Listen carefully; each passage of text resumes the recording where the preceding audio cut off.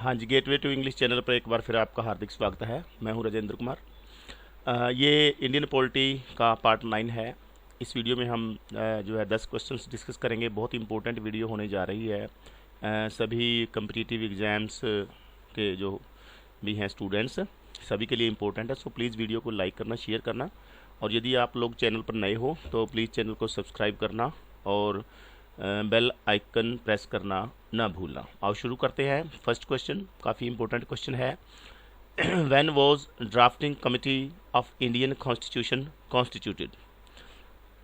यानी कि जो भारत की संविधान की जो ड्राफ्टिंग कमेटी थी भारतीय संविधान की, वो कब बनाई गई?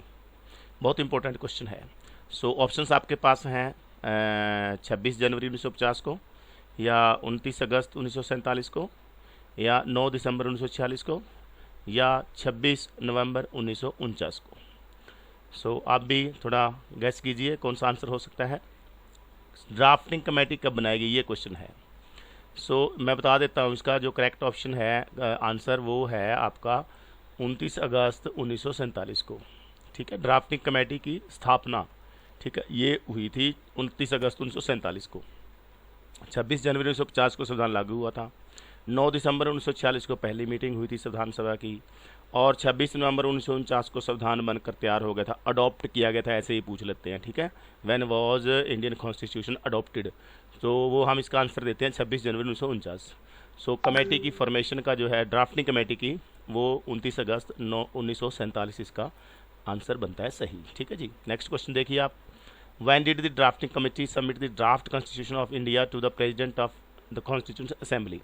जो भारतीय संविधान सभा के जो प्रधान थे, अध्यक्ष थे, उसको ड्राफ्टिंग कमेटी ने जिसके के 7 मेंबर थे ड्राफ्टिंग कमेटी के, और BR अम्बेडकर जी इसके जो है हेड थे, चेयरपर्सन थे। सो उसने जो ड्राफ्ट तैयार किया कॉन्स्टिट्यूशन का, ठीक है, यहाँ पर ड्राफ्ट की बात हो रही है। ड्राफ्ट तैयार करके उन्होंने कौन सी तारीख को जो है संविधान सभा के अध्यक्ष को जो है सबमिट कर दिया था? ठीक है जी, ये क्वेश्चन है।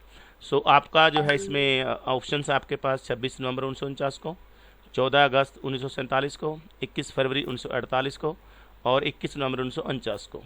सो इसका जो करेक्ट आंसर है वो सी ऑप्शन है, 21 फरवरी 1948 को।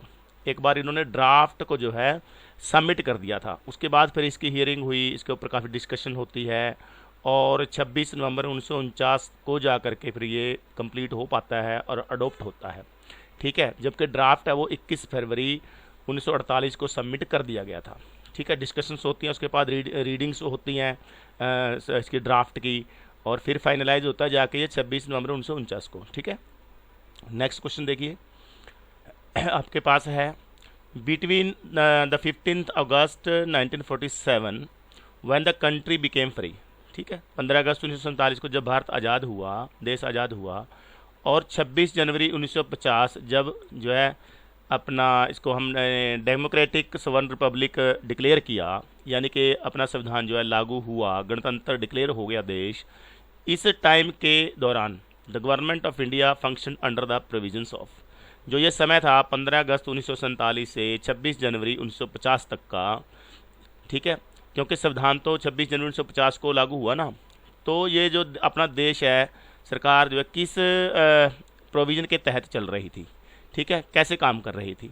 ठीक है, तो ऑप्शंस आपके पास हैं। The government of India act 1935, 1935 का जो गवर्नमेंट ऑफ इंडिया एक्ट था उसके तहत चल रही थी, या कि the India independence act 1947, Bharat की आज़ादी का जो 1947 का एक्ट है उसके तहत चल रही थी, या फिर the Indian provisional constitution order 1947। ठीक है, ये प्रोविजनल कॉन्स्टिट्यूशन ऑर्डर थे, क्या उसके तहत चल रही थी, या इनमें से कोई भी आंसर नहीं है। सो इसका जो करेक्ट आंसर है वो ऑप्शन ए है आपका, the government of India act 1935। ठीक है, इसके तहत जो है भारत की सरकार जो है चल रही थी। ठीक है, कुछ प्रोविजंस है, देखो 26 जनवरी नवंबर 1949 को संविधान बनकर तैयार हुआ था। कुछ एक्ट उसके जो है आर्टिकल्स वो लागू हो गए थे उसी दिन, सेम डे। ठीक है, तो लेकिन पूर्ण तौर पर जो है हमने अडॉप्ट किया, इसको लागू किया संविधान को, ठीक है, केम इनटू फोर्स हम कह सकते हैं, वो 1950 में हुआ।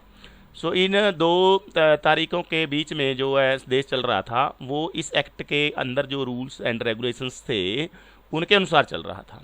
ठीक है, ये भी इम्पोर्टेंट बात है कि जो सबसे ज़्यादा प्रभाव पड़ा भारतीय संविधान की फॉर्मेशन पे वो इसी एक्ट का था। ठीक है, ये बात भी आप ध्यान में रखेंगे, बहुत इंपॉर्टेंट है, बार बार ये क्वेश्चन पूछा जाता है। ठीक है, आगे चलते हैं। नेक्स्ट क्वेश्चन अपने पास है the most waxing question before the Nehru committee was. सबसे वैक्सिंग क्वेश्चन क्या था नेहरू के अपनी जो नेहरू की कमेटी थी, ठीक है, उसमें सबसे वैक्सिंग क्वेश्चन क्या था। ठीक है, देखिए आप, position of the backward class in free India कि स्वतंत्र भारत के अंदर जो पिछड़ा वर्ग है, ठीक है, उसकी क्या स्थिति होगी, या पोजीशन ऑफ द माइनॉरिटीज़ की क्या स्थिति होगी, या dominion status for India, Bharat के लिए डोमिनियन स्टेटस था, या फिर खिलाफत का क्वेश्चन था। तो इनमें से कौन सा जो है ये था क्वेश्चन, ये आपका सी ऑप्शन इसमें करेक्ट होगा, डोमिनियन स्टेटस फॉर इंडिया। ठीक है जी, आगे चलते हैं। Question number 5, Ramsay McDonald's communal award was provided for. ये जो अवार्ड था रामसे मैकडोनाल्ड कम्युनल अवार्ड, ये किसके लिए प्रोवाइड किया गया था। ठीक है, ये उस टाइम में 1932 की बात है। ये 1932 में जो है प्राइम मिनिस्टर थे ये इंग्लैंड के, रामसे मैकडोनाल्ड्स। ठीक है, इन्होंने एक अवार्ड शुरू किया था, कम्युनल अवार्ड। ठीक है, इस नाम से अवार्ड शुरू हुआ था। तो ये किस उपलक्ष्य में दिया गया था। ऑप्शन आपके पास है सेपरेट कोर्ट्स फॉर मुस्लिमों के लिए, जो सेपरेट कोर्ट्स के लिए, या फिर स्पेशल लॉज फॉर विमेन, या औरतों के लिए स्पेशल कानून बनाए जाते थे उनके लिए ये दिया गया, या फिर separate electorates for depressed classes, जो डिप्रेस्ड क्लास है, दलित लोग हैं, दबे कुचले लोग वर्ग है, क्या उनके लिए सेपरेट इलेक्टोरेट की डिमांड पर यह दिया गया था, या फिर special privileges to the people in the Nizam dominions में जो लोग रह रहे थे उनको स्पेशल सुविधाएं थी उसके लिए दिया गया। सो इसका जो करेक्ट ऑप्शन है आंसर वो आपका सी ऑप्शन है, separate electorates for depressed classes. ठीक है, इसके लिए ये अवार्ड जो है दिया गया था। ठीक है, नेक्स्ट चलिए आप, अगला क्वेश्चन ही बहुत इंपॉर्टेंट होने जा रहा है आपके लिए। Why did the Muslim league observe direct action day on 16 अगस्त 1946। ठीक है, 16 अगस्त 1946 को जो मुस्लिम लीग थी, मुस्लिम लीग ने जो है डायरेक्ट एक्शन डे ऑब्जर्व किया था, मनाया था। क्यों मनाया था, क्या कारण था इसका।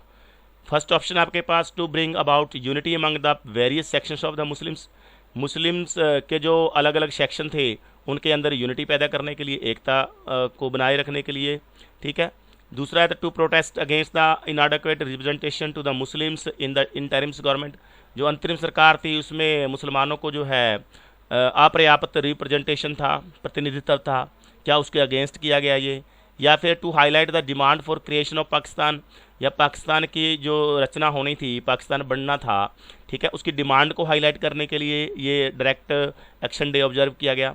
या फिर to express solidarity with the Congress in its struggle against the British, या फिर जो है जो कांग्रेस थी वो अकेली रह गई थी अंग्रेज़ों के खिलाफ संघर्ष में। ठीक है, इसको अभिव्यक्त करने के लिए ये ऑब्जर्व किया गया था। सो इसका जो करेक्ट ऑप्शन है वो आपका जो है सी ऑप्शन करेक्ट है, to highlight the demand for creation of Pakistan. Pakistan की डिमांड को हाईलाइट करने के लिए मुस्लिम लीग ने ये जो है डे ऑब्जर्व किया था। और बंगाल के अंदर काफ़ी जो है कत्लेआम हुआ था इस दिन 16 अगस्त 1946 को। ठीक है, इसको week of the long knives भी कहा जाता है, week of the long knives, लंबे लंबे चाकुओं का सप्ताह, क्योंकि उस सप्ताह जो है काफ़ी चाकुओं से हिंदू और मुस्लिम्स जो है आपस में भिड़े थे, काफ़ी उसमें जो है कैजुअलिटीज़ हुई थी इस दिन को। ठीक है, सो ये था पाकिस्तान की डिमांड को हाईलाइट करने के लिए मनाया गया था मुस्लिम लीग द्वारा। ठीक है जी, आगे चलिए। क्वेश्चन नंबर 7 आपके पास है, which one of the following was the first country wide pressure group of the organised India working class. ठीक है, ये ऑर्गेनाइज्ड वर्किंग क्लास का जो है ऑर्गेनाइज्ड इंडिया का पहला, ठीक है, जो पूरे देश में था ये प्रेशर बनाया इन्होंने गवर्नमेंट के ऊपर, ये पहला जो है प्रेशर ग्रुप था, उसका नाम पूछा गया है कि कौन सा था वो।